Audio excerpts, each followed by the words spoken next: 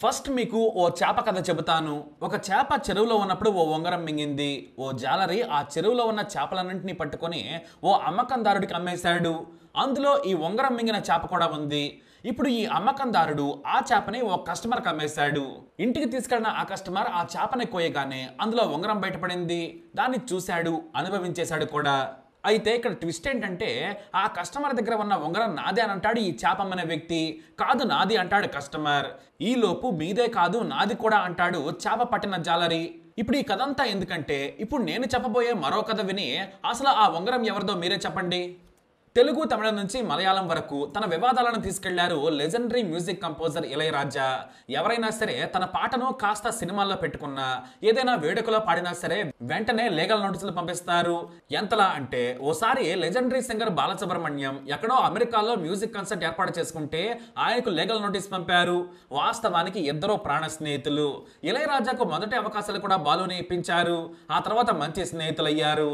కానీ పాట, సంగీతం మీద హక్కులు నాకే ఉన్నాయి, నా అనుమతి లేకుండా ఎలా పాడతావనేది ఇళయరాజా ప్రశ్న. అనుమతి అంటే ఇక్కడ తనకు డబ్బులు ఇవ్వాలనేది ఆయన డిమాండ్. నా పాట వాడుకుని డబ్బు సంపాదిస్తున్నావు, నాకు రాయల్టీ ఎందుకు ఇవ్వవు, ఇది నా సొత్తు అన్నారు ఇళయరాజా. అక్కడే బాలసుబ్రహ్మణ్యం హర్ట్ అయ్యారు. ఎందుకంటే కనీసం స్నేహం కూడా చూడలేదు ఇళయరాజా.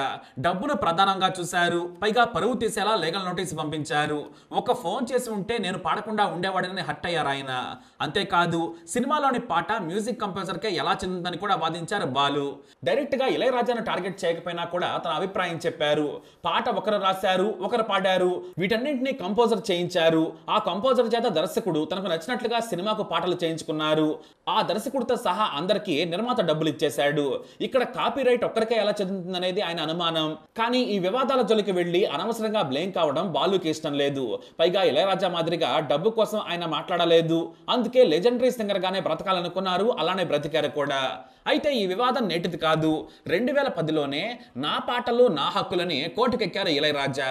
దాదాపుగా 4500 పాటల మీద తనకు పూర్తి హక్కులు ఇవ్వాలని కోర్టుకెక్కారు. అంతేకాదు నా అనుమతి లేకుండా నిర్మాతలు మ్యూజిక్ రైట్స్ ను వేరే మ్యూజిక్ కంపెనీలకు అమ్ముకున్నారని కోర్టులో ఫిర్యాదు కూడా చేశారు ఇళయరాజా. అంతటితో ఆగలేదు. FM రేడియోలను కూడా ఈ వివాదంలోకి లాగారు. ఎందుకంటే వారంతా కూడా మ్యూజిక్ కంపెనీలకు డబ్బులు చెల్లించి హక్కులు తీసుకొని FM రేడియో స్టేషన్లో పాటలు ప్లే చేస్తున్నారు. కానీ నా పాట నా హక్కు, నేను కష్టపడి కంపోజ్ చేసిందని కోర్టుకెక్కారు ఆయన. ఇందులో కొంతమేర హైకోర్టు సింగిల్ జడ్జి తీర్పు ఆయనకు అనుకూలంగా వచ్చింది. నిజంగానే ఆయనకు హక్కులు ఉన్నాయని తీర్పునిచ్చారు. ఆయన కష్టార్జితమన్నారు. కానీ తమిళనాడుకు చెందిన నిర్మాతలు ఈలోపు కోర్టుకెక్కారు. మేము కష్టపడి కోట్లలో ఖర్చు పెట్టి సినిమాలు తీశాము, సంగీతం అందించినందుకు ఆయనకు డబ్బులు కూడా ఇచ్చాము, పాటలు రాసిన రచయితకి ఇచ్చాం, పాడిన వ్యక్తులకు ఇచ్చాం, పాడించుకుని తమకు నచ్చినట్లు రాయించుకున్న దర్శకులకు కూడా డబ్బులు ఇచ్చాం. కాబట్టి మొత్తం హక్కులు మాకే చెందుతాయని పిటిషన్ వేయడంతో రసవత్తరంగా మారింది కేసు. ఎందుకంటే మన మ్యూజిక్ రైట్స్ హక్కు చట్టం 1957ను ఎవరైనా అనువదించుకునేలా ఉంది. మ్యూజిక్ కంపోజర్ అనే పదం ఉండడంతో ఇళయరాజా మొత్తం హక్కులు తనమేనంటున్నాడు. దీనిపై నిర్మాతలు అభ్యంతరం వ్యక్తం చేశారు. ఇప్పుడు మేము డబ్బులు పెట్టి సినిమాలు తీసాం, సంగీతం చేసినందుకు ఆయనకు డబ్బులు ఇచ్చాం, ఇప్పుడు మా సినిమా పాటలపై మాకు హక్కు లేదంటే రేపు హీరో కూడా నేను బ్రహ్మాండంగా నటించాను, మొత్తం నా పేరు మీదే సినిమా నడిచింది కాబట్టి నాకే హక్కు ఉందంటాడు. ఆ తర్వాత కమెడియన్ కూడా వస్తాడు. మా పరిస్థితి ఏంటన్నారు నిర్మాతలు. దీంతో ఈ కేసు మరీ చిక్కుముడిగా మారింది. కానీ ఇళయరాజా మాత్రం నోటీసుల కంపోజర్ గా మారారనే విమర్శలు కూడా వస్తున్నాయి. మొన్న మ్యూజిక్ కంపెనీలకు నోటీసులు ఇచ్చారు, ఆ తర్వాత FM రేడియోలు, ఆ తర్వాత నిర్మాతల వరకు ఎవరిని వదలడం లేదు ఇళయరాజా. తాను పాడిన పాటల మీద బాలుకు హక్కు లేదని లీగల్ నోటీస్ పంపారు. అసలు ఆ తర్వాత మరీ డబ్బు మనుషులా మారిపోయాడనే విమర్శలు కూడా వచ్చాయి. ఎందుకంటే ఏకంగా రజనీకాంత్ 1983లో తంగమగన్ అనే సినిమాలో నటించారు. ఇందులో నటి పూర్ణిమతో ఓ మంచి క్లబ్ సాంగ్ లో స్టెప్పులు వేశారు రజనీ. అదే వావా పక్కం వా పాట. దాన్ని రజనీకాంత్ కొత్త సినిమా అయిన కూలీ టీజర్లో పెట్టారు. ఇది మీరు చూసే ఉంటారు. అలా పెట్టారా లేదో అంతే సన్ పిక్చర్స్ కు వెంటనే లీగల్ నోటీసులు వెళ్ళిపోయాయి. నా అనుమతి తీసుకోండి, లేదంటే టీజర్లో ట్రాక్ తీసేయమని హెచ్చరించారు ఇళయరాజా. అయితే ఆ హక్కులు వేరే నిర్మాత దగ్గర ఉన్నాయి, కానీ అవి నావేనంటారు ఇళయరాజా. దీంతో రజనీకాంత్, కళానిధి మారన్ కూడా షాక్ అయ్యారు. మరి అలాంటి రజనీకాంత్ ని వదలని ఇళయరాజా మంజుబాల్ బాయ్స్ ని వదిలేస్తారా? గుణా సినిమాలోని ప్రియతమా నీవచ్చట పాట ఉపయోగించుకున్నందుకు నాకు రాయల్టీ చెల్లించాలని నిర్మాతలకు నోటీసులు పంపించారు ఇళయరాజా. మొదట ఈ సినిమాని పట్టించుకోలేదు, మలయాళం వరకే హిట్ అనుకున్నారు. అక్కడ 17 కోట్లతో తీసిన ఈ సినిమా 200 కోట్లు వసూలు చేసింది. ఆ తర్వాత తమిళ, తెలుగు ఓటీటీలో కూడా సూపర్ హిట్ అయింది. దీంతో ఆయన కమ్మని నీ ప్రేమ లేఖనే అనే పాటను నా అనుమతి లేకుండా ఎలా వాడుకుంటారు, రాయల్టీ రాయల్టీ చెల్లించాలని లీగల్ నోటీస్ పంపారు. కానీ ఈసారి ఇళయరాజాకి చొక్కెదురైంది.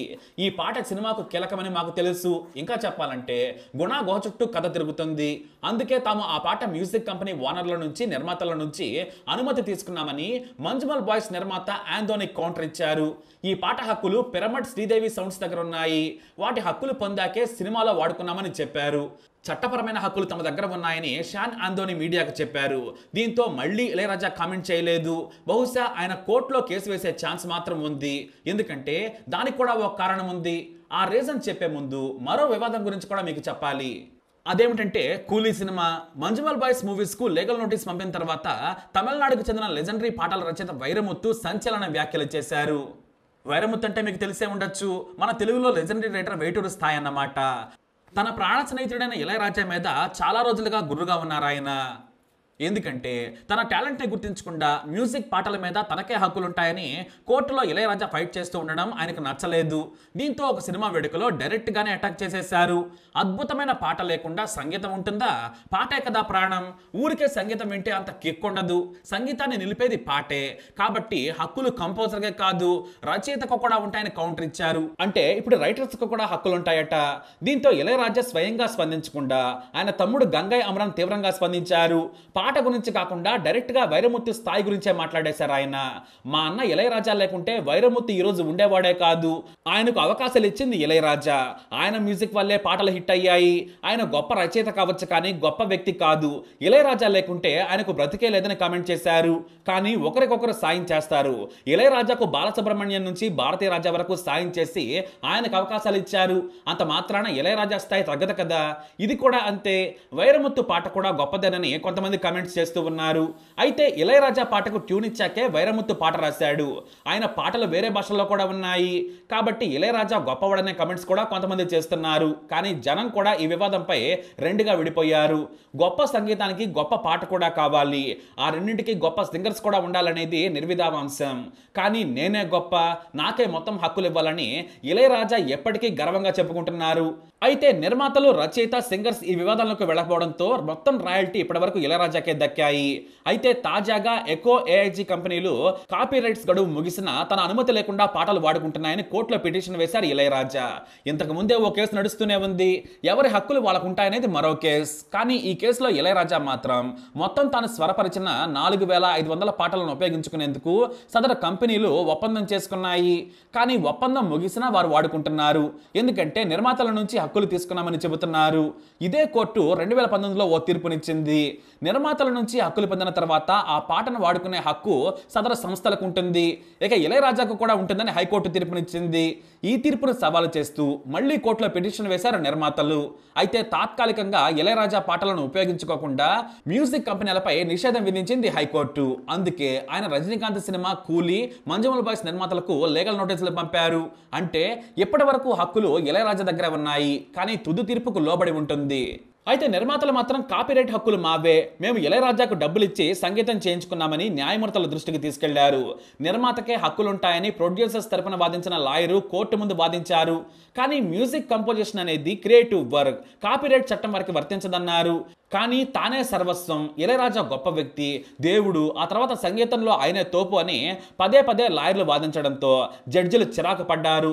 ఇళయరాజా గొప్ప మ్యూజిక్ కంపోజర్ కావచ్చు, కానీ సంగీత త్రిమూర్తులైన ముత్తుస్వామి దీక్షితర్, త్యాగరాజర్, శ్యామశాస్త్రులు అందరికంటే గొప్పవారు.